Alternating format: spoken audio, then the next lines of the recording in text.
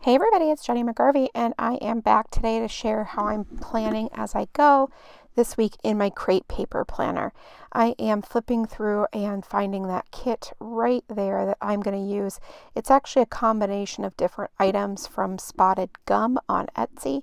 I will link the shop up below. Some really super cute little penguins and then little decorative items that go with the penguins.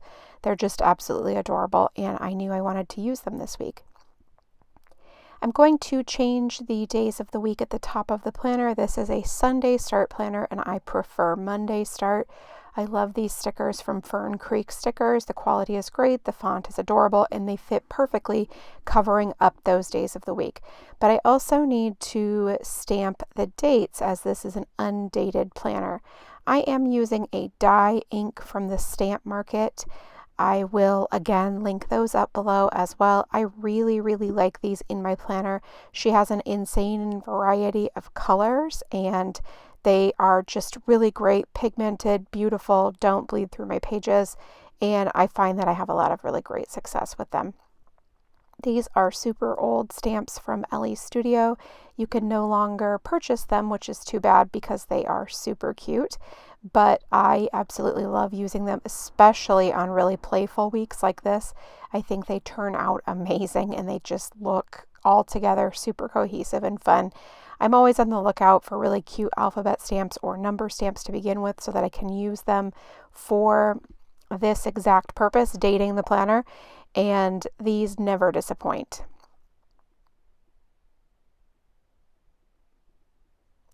I am cleaning the stamps off with a baby wipe. If you've watched me stamp at all before, you know this is very normal for me. You can use a variety of techniques to clean your stamps. You can use a baby wipe, non-alcohol, with no alcohol in them, of course. You can use warm soap and water and a dish or a drop of dish soap, although I highly recommend cleaning them in a bowl as opposed to over your sink. You can wipe the excess off, or stamp the excess off, on a scratch piece of paper. You don't have to clean them specifically. And you can also use something like a stamp chamois or something like that. I like the wipes. It's really super convenient and easy. I use these Huggies because they have good texture and they're not too wet. Plus, they are easily available in stores, so I don't have to search for them. Now see, look how cute that is already. I'm always really super inspired at the beginning of the week when I do this because I find that I just love how playful this looks, and it really sets my week off on the right foot. All right, so I've got a whole bunch of different stamps from Spotted Gum, and so I'm going to start by decorating and adding the plans and all of that. And when I do this plan as I go, that is what I do. I decorate, and I also add the known activities at the beginning of the week. Obviously, things pop up, so I add them as they come up, but this is where I start anyway. Those are some printable stickers, that box with the black outline from, I believe it's a Pretty Planscape. I will link you up below. They were super high quality and she was really awesome to work with. And then I just printed them on my printer and cut them using my Silhouette Cameo. And I really have been very happy with these stickers. And I haven't used them a ton, but enough that we are definitely off to a great start. You can see I already had a decorative cluster over on the left-hand side, and I am sticking to my common technique of either clustering in groups of 3 or groups of 5. You can see that I like to layer, and especially like right there in this one, I used one of those tiny little boxes because, they're not incredibly useful. It was a Hobonichi Weeks kit that I had purchased, and so it's cute and I really like it, but it's not super usable. Now you can see I layered that little penguin on top of the cupcake. I didn't love the cupcake art, but this gives a little sliver of that color behind it and that layering. And then these two penguins, I'm making them look like they are best friends and holding hands. That sounds a lot dumber when I say it out loud than it does in my head, I promise you. but I like the way that they look together. They look like they're there together. So as you could see, I could draw a triangle between my 3 decorative elements, and so that is what is commonly referred to as the visual triangle. So I'm continuing to add these full boxes. Like I said, these are from a different shop than the penguins and those stickers because I did not purchase box stickers from this shop for some reason. I get a little confused sometimes when I buy things, or maybe I'll buy something like I did here for the Hobonichi Weeks, but then I stopped using the Hobonichi Weeks, but I still want to use the stickers. So I make the best of it and I work with what I've got. So now I can start adding the plans to the boxes that I place down. So I'm just writing down the activities, the appointments, the practices, those types of things, and just starting on Monday and working my way through the week.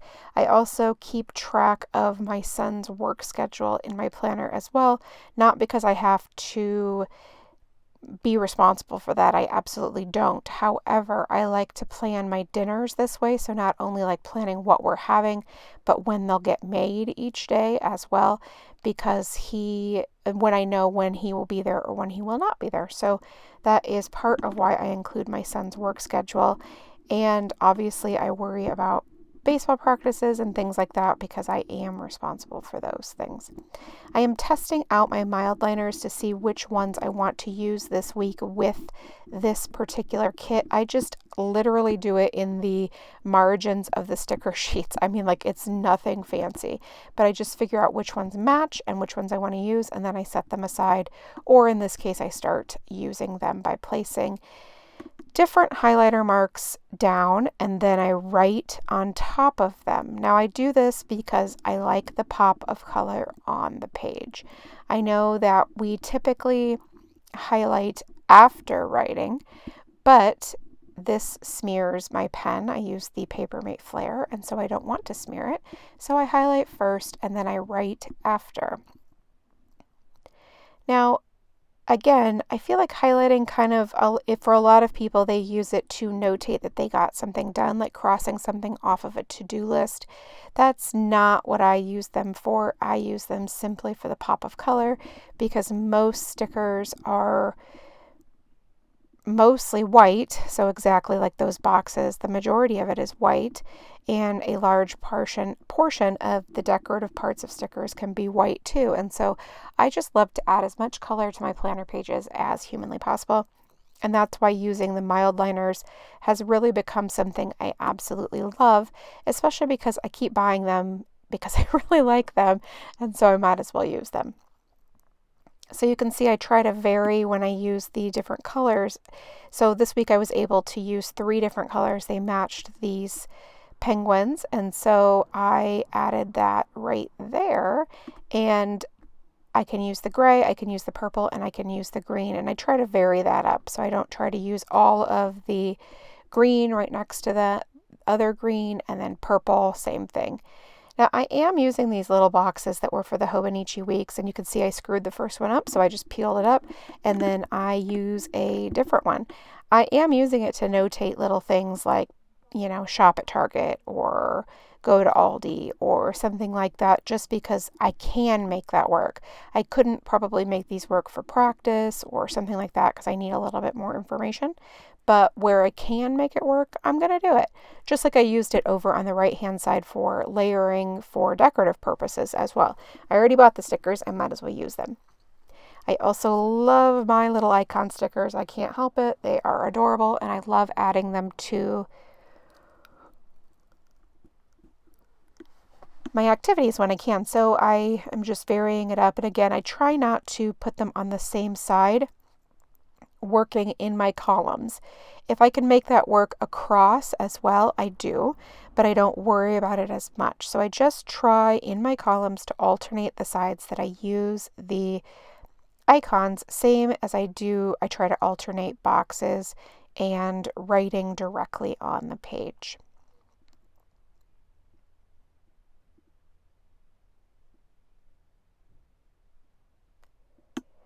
I don't always take the paper out of the planner, but sometimes you get towards that more middle section of the week and it's just a little bit harder. So I remove the paper just because it gives me the most ease and because I'm sitting at home at my desk, so it's a-okay to do so, versus being on the go or on the couch or something like that where maybe I wouldn't want to remove the paper. But obviously while sitting at my desk, that works out just fine. And then I'm able to complete this in the most neat way possible. Because, I mean, I'm sure some of you can feel my pain about having my hand bump against the discs when you get closer to the center of the layout. As you can see too, I have a wide variety of icon stickers in that functional sticker book. I absolutely love the icons. Heck, I just love all the stickers, so I find myself purchasing lots of them.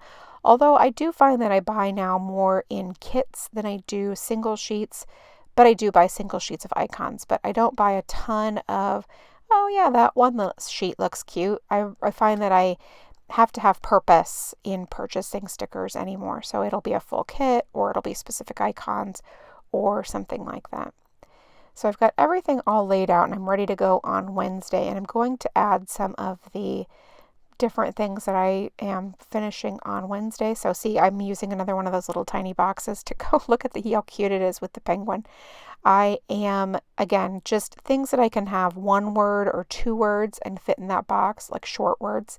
I am definitely doing that because I'd like to use those up. And again, the paper from Spotted Gum is just beautiful. It's so smooth and lovely. And so I really enjoy using it as well. So that's kind of the benefit of also getting some of these stickers, using these stickers up too. Now, I don't have a ton of things that were going on Wednesday, so I added the little cupcake at the top. And then I'm going to also add a little tiny bit of this washi strip just across this one box, and then I'll trim the rest off with my X-Acto knife and save the rest of it to be used at a later time because it's just so stinking cute. Now you can see there I finished up the entire page of Wednesday. I love how it's so full and it looks just, it's coming together wonderfully. Now I need to add December to the upper left-hand section, so I'm just going to do a little bit of brush lettering and write December up there. Look at how that turned out. Now it's time to move on to Thursday.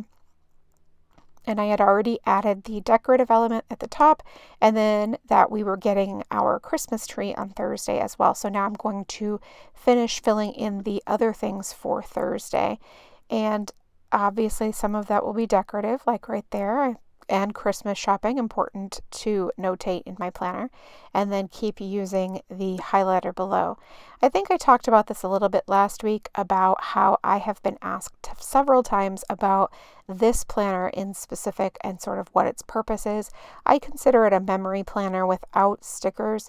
I like to switch planners up. I don't think that probably comes as any surprise to any of you. And so by doing that, though, I don't have a cohesive planner at the end of the year. I don't have one planner with 52 weeks filled out. So my logic is that if I fill this planner out every single week, then at the end of the year, I will have one planner that has all 52 weeks.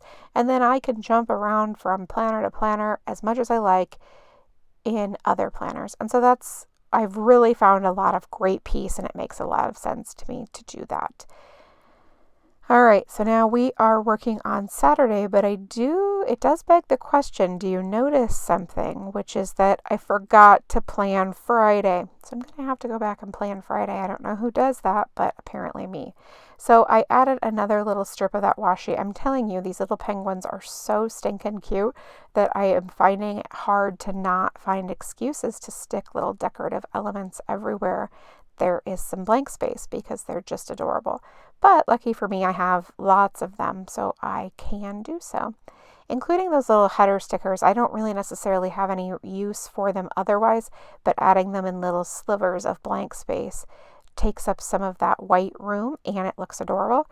Feels like a win-win to me. Now you can see there is the lettering that I sometimes do just by adding the straight line to some of the downstrokes and then coloring in the area with a mild liner. And I just think it turns out really cool. I just really like it. And again, it adds more color to the page, which I'm a big fan of as well.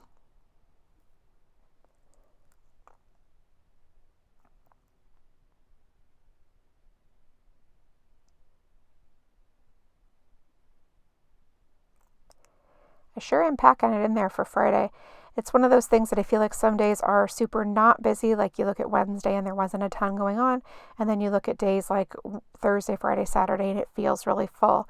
Now, a large part of that is decorative stickers. There were tons of decorative stickers, but it still feels really full, and I just love looking at these full pages when they are finished at the end of the week. Do you feel that way too? I'm in love with a good after the pen spread. I'm not as big of a fan of before the pen, because I miss all of the color and the writing and all that stuff. I just feel like it makes the spread look so much better. I absolutely love it. All right, so that's it for me this week. Thanks so much for stopping by and watching. I really do appreciate you. If you have any questions, please leave them in the comment box below, and I will do my very best to get back to you. Thank you so much, and make it a great day.